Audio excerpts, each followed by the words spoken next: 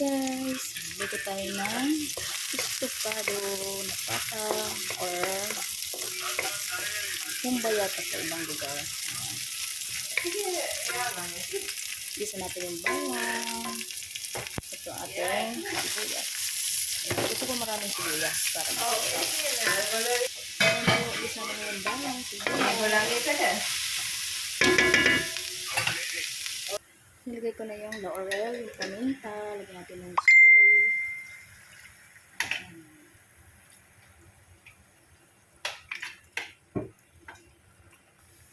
Lagyan natin siya ng vinegar.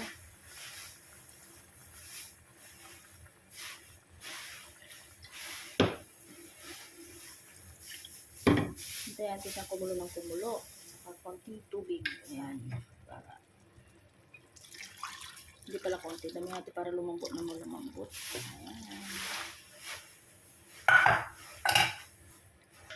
Lagyan natin yung ating bulaklak ng saging. Ayan. Ayan, lagyan natin ng asukal. Para tumiim yung lasa.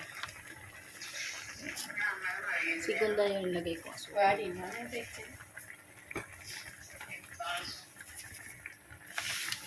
Ayan, hintay natin siya lumambot. Slow cooking. Yan po, nilagay ko na yung aking sabaw. Ayan.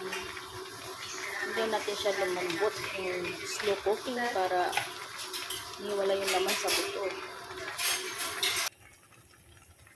Ayan po.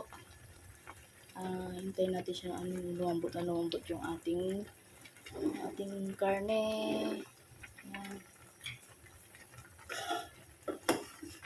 Ay, sorry. Tumilangsik. Ano ba yan? Nagdumi ang ating ayan po siya, malapot na siya. Lumalapot na siya.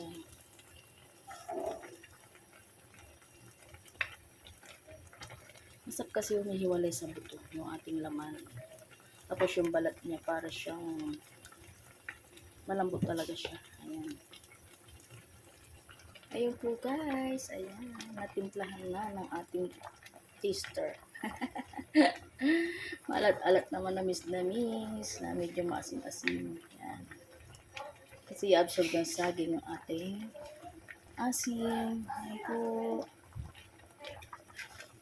Diba? Palambutin lang natin ng konti. Ayan, pwede na siya. Pwede na siya iulam.